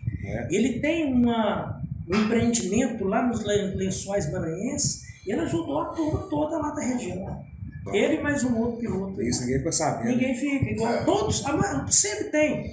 Igual o Ingo tem o Instituto Ingo Hoffmann, lá em Vinhedo. Isso eu já ouvi falar, já. O Barrichello, tem o Instituto Barrichello Canaã. Então, assim, os caras têm, sim, os louros da fama e correram atrás para isso, mas eles não esqueceram dos outros também, não. Isso é importante, né? E essa parte aí é muito bacana. O próprio Piquet, lá em Brasília, entendeu? Uma outra também, que eu sou até muito grato também, a família do Tarso Marques, sou Paulo de Tarso. Paulo de Tarso, ele tinha uma equipe da Stock Car que chamava Action Power. Foi uma equipe muito vitoriosa na época, nos anos 80, 70, 80, 90, até nos anos 2000 também. Os dois filhos, vamos dizer, porque tem um outro filho que não é muito ligado ao automobilismo, mas o Thiago Marques e o Tarso Marques. Eu lembro do Tarso na Fórmula 1. O Tarso correu na Minardi e tal. O Tarso tem uma empresa, tem a Tarso Marques Concept, ele faz carros personalizados, embarcações, aeronaves e tal. E o Thiago tem uma categoria, vamos dizer assim, né, ele e outras pessoas envolvidas, que é gente, eu esqueci o nome do outro negócio. Race. Gente, como é que chama a categoria lá? Fugiu aqui agora. Eles também têm esse lado humano, de ajudar através da categoria. Entendeu? Caramba, deu um branco aqui na categoria lá. Mas isso aí faz parte. Agora, voltando um pouquinho ao negócio da Stock, quando a gente falou do Canaã, o Canaã, ano passado foi o ano de estreia dele. Ele ainda está familiarizando, ele ainda não está totalmente adaptado não. Mas já fechou, renovou já, vai continuar mais um ano. E esperar que... Acompanhando aí, né? Porque na pandemia parou tudo. Né? Parou, e a pandemia, por conta da pandemia, a primeira corrida da Stock Car desse ano de 2022 é a tradicional corrida de duplas. Essa corrida não vai ter presença do público em Interlagos. Já ficou determinado que não vai ter por conta, naturalmente, dessa onda aí que tá rolando aí. Beleza.